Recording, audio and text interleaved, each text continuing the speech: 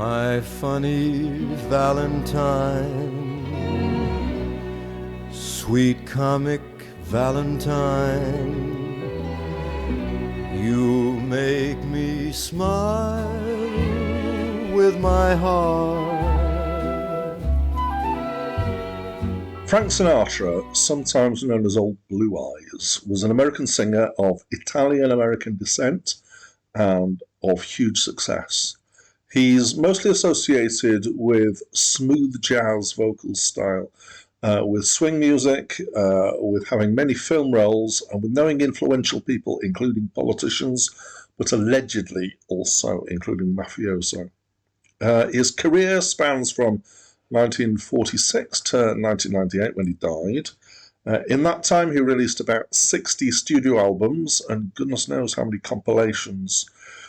He has been one of the most successful singers ever worldwide and reputedly one of the most influential American men of the 20th century. Hi, my name's Dan. If you want to leave me any comments in the comments box, I'd be delighted. And if you would like to subscribe, I would be very happy indeed. This album was released in 1954, and we're in some ways kind of at the birth of the album as an album in that sense. Let me try and explain that a bit. So this was Frank's first album that was not excuse me, available as a collection of 78s. Just in case you're a millennial and you don't know what a 78 is, we used to have these round things called records where you used to put an arm on it and it used to spin round and it would make noise on the needle on the head here, right? You're probably aware of that. You might be aware that there were different speeds that they would go at, and that singles used to be, for many years, at 45 RPM, so that's revs per minute, how fast it goes round. LPs, which stands for long player, tended to be 33 and a third RPM, so they're going a bit slower around. But before both of those, before plastic got good enough to support slower speeds, records were 78 RPM, so they'd go quite a bit faster. And so as the materials got better, you could get better definition in the grooves and the wobbles in the grooves that made the sound, and so you could slow these records down. And actually, so the concept of an album was, so if you think about, things like photograph albums and stamp albums, they're a collection of stuff bound together. That's what an album is. And initially, what we think of as being a musical album was in fact a collection of 78s that you bought together as a kind of box set, as it were. Maybe not in a box. As time went on, these became what became the LPs, the long players, as these collections of songs together. So this was the first of Frank's albums that was not available as a collection of 78s. It was issued as in two formats. The first format was a 10-inch LP. I don't know whether that was running at 33, but I'm guessing it might well have been. And at 45 RPM EPs. So EP means extended play. It's kind of somewhere between a single and an album. And I'm guessing there were probably 4 songs. I don't know this for sure, I'm just guessing. 4 songs per each, 2 each side, and then 2 of those EPs. And I'm guessing there were probably 7-inch, which was one of the standard sizes. The other thing that was interesting about this is that it was, like a few of his albums around this time, he was one of the first people to do a thematic collection of new material rather than just putting together a disparate collection of former hits. So albums started basically like the greatest hits kind of things, but there'd be a collection of several hits together so that you could get them. A bit like you get box sets of DVDs of films that have, several films that are probably in the same series, and you get together. And so the idea of having a theme to an album or having it work as a collection together was relatively new at this point. So we were really at the birth of albums here. Okay. Right.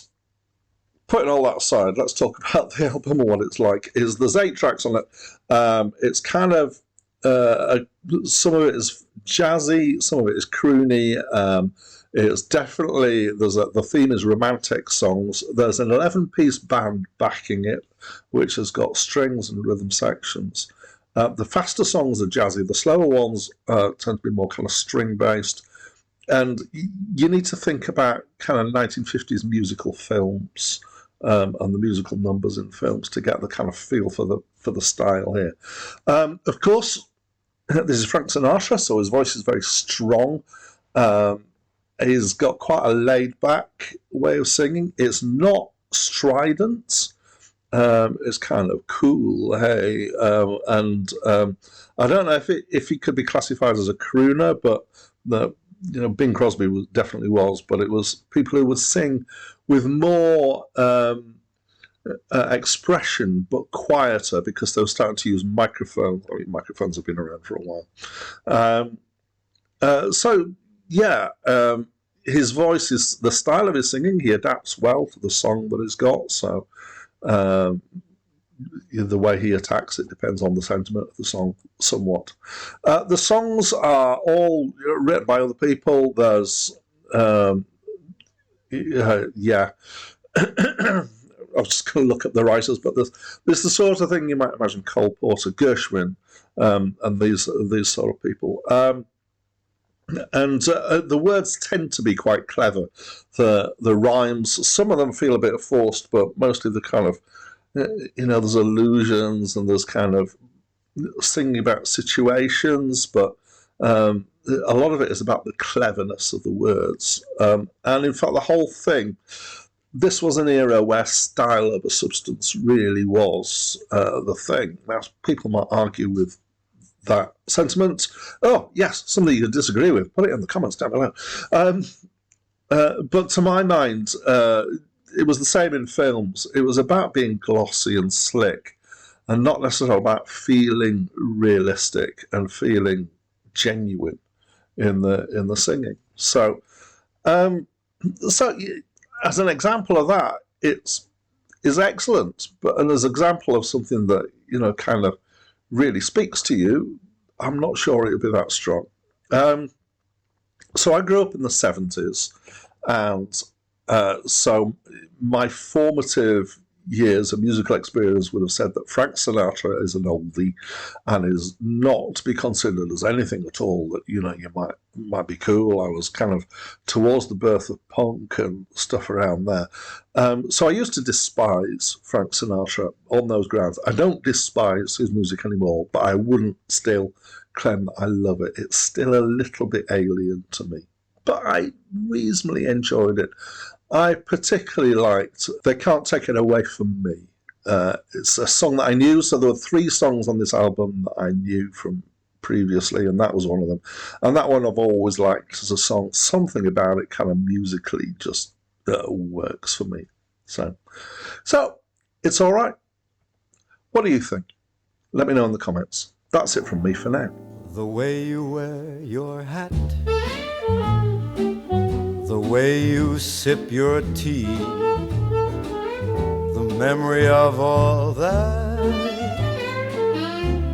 No, they can't take that away from me. The way your smile just beams, the way you sing off key.